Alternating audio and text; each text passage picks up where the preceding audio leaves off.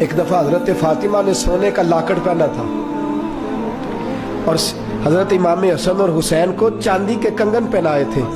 حضور کی عادت تھی سفر پہ جاتے تھے تو سب سے آخر میں حضرت فاطمہ سے ملتے، واپس آتے تو سب سے پہلے حضرت فاطمہ سے ملتے.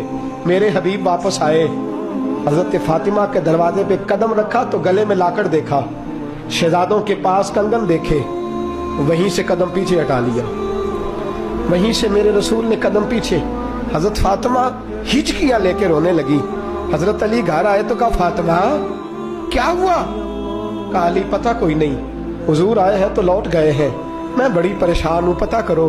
زندگی میں کبھی ایسا نہیں ہوا، میرے رسول ہی مجھ سے ناراض ہو گئے صلی اللہ علیہ. جاؤ معلومات. حضرت علی کہتے ہیں مسجد میں گیا تو نبی پاک بھی رو رہے تھے. میں نے کہا حضور کیا ہوا؟ فاطمہ گھر میں رو رہی ہے، آپ یہاں رو رہے ہیں. تو میرے حبیب نے فرمایا علی وہ محمد کی بیٹی ہو کے سونا پہنتی ہے، وہ محمد کی بیٹی ہو کے بچوں کو چاندی پہناتی ہے، سونے سے دل لگا رہی ہے. فرمایا اگر فاطمہ سونا پہنے گی تو میری امت کی غریب بیٹیاں کیا کریں گی؟ جو باپ نہیں لے کے دے سکے گا وہ کیا کریں گی؟ فرمایا وہ سونے پہنتی ہے، چاندیوں میں کھیلتی ہے. کہا حضور مجھے مال غنیمت سے کچھ حصہ آیا تھا تو میں نے تو پہلی دفعہ لے کے دیا. فرمایا بات الگ ہے، لیکن فاطمہ کو اجازت نہیں، اگرچہ جائز پیسوں کا ہے، فاطمہ کو اجازت نہیں، اس نے زہد کرنا ہے. سیدہ زاہدہ طیبہ طاہرہ، اس نے زہد کمانا ہے. شیر خدا کرم اللہ تعالیٰ وجہ الکریم فرماتے میں گیا، فاطمہ کو بات سنائی تو انہوں نے اتار کے دیا ہر چیز کا، جا مدینے کے غریبوں میں بانٹ دے، اصحاب صفہ میں خیرات کر دے. کہتے ہیں حضور واپس آئے تو سیدہ فاطمہ دوڑ کے سینے سے لگ گئی، رو کے آنسو بہائے.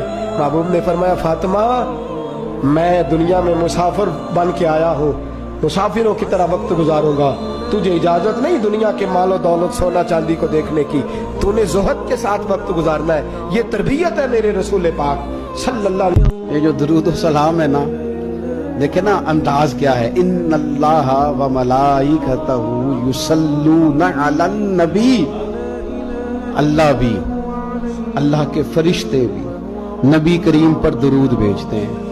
یا ایھا الذین آمنوا، اے ایمان والو، یعنی اپنے لفظوں میں ترجمہ کر لیں، اے میرے نبی کے ماننے والو، صلو علیہ وسلموا تسلیما، تم بھی محبوب پر درود بھیجو اور خوب سلام پڑھو. تم بھی درود بھیجو اور خوب سلام پڑھو.